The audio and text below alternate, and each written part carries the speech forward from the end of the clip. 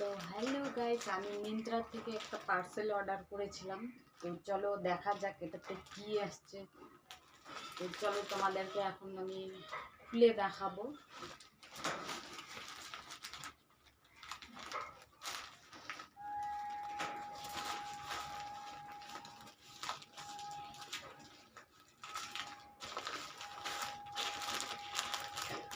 এই যে দেখো,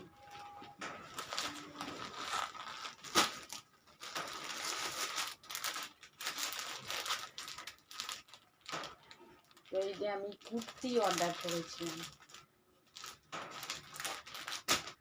আর একটা কি আসছে চলো তোমাদেরকে দেখাই। তো এই যে হলো আর একটা কুর্তি।